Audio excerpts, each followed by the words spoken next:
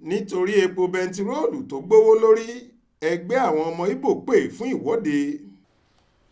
Àpapọ̀ ẹgbẹ́ àwọn ọ̀dọ́ ẹ̀yà Ìgbò lórílẹ̀‐èdè yìí South East Youth Leaders COSAIL ti pe gbogbo àwọn ọmọ orílẹ̀‐èdè yìí láti ṣèwọ́de ìta gbangba láti tako bíjọba orílẹ̀‐èdè yìí ṣe tún ṣàfikún owó epo bẹntiróòlù láti ẹ̀ẹ́dẹ́gbẹ̀ta náírà táwọn aráàlú ń tiraka láti rà á tẹ́lẹ̀ sí ẹgbẹ̀ta náírà ó lé díẹ̀ tí wọ́n ṣẹ̀ṣẹ̀ tún ń tà á káàkiri ìlú Àbújá àti ibi gbogbo lọ́wọ́ yìí.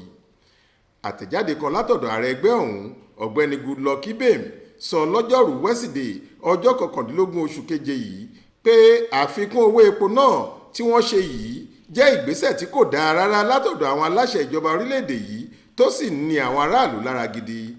Wọ́n ní ṣe lọ̀rọ̀ ẹ̀kúnwó epo bẹntiróòlù ọ̀hún dàbí pé àwọn aráàlú kò tí ì bọ́ nínú ìnira tí àfikún àkọ́kọ́ mú wá tí wọ́n fi tún ṣàfikún ẹlẹ́ẹ̀kejì láàrin oṣù méjì péré tí olórí orílẹ̀-èdè yìí ààrẹ Bọ́lá Ahmed Tinubu gbàjọba lọ.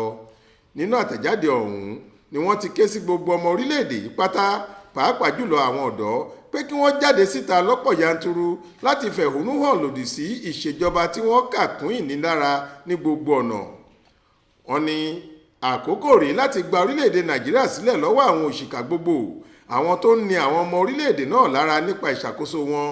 A gbọ́dọ̀ tú jáde síta ní gbogbo ìpínlẹ̀ káàkiri ìpínlẹ̀ 36 tó wà nílẹ̀ wa àti olú ìlú ilẹ̀ wa l'Àbújá láti fẹ̀hónú wa hàn sóhun tí wọ́n ń ṣe. A kò lè máa ra epo bẹntiróòlù níye tí wọ́n ń tà yìí rárá. Wọ́n gbọ́dọ̀ dá owó rẹ̀ padà sí náírà 2.2 ìyẹn 198 tá à ń rà á tẹ́lẹ̀ ni. Gẹ́gẹ́ bí wọ́n ṣe wí. Adéwálé Adéoyè ló ṣàkójọ ìròyìn yìí fún iléeṣẹ́ tẹlifíṣàn Aláròye online. Faith Adébọ́lá ló kà á sétí ìgbọ́ yín.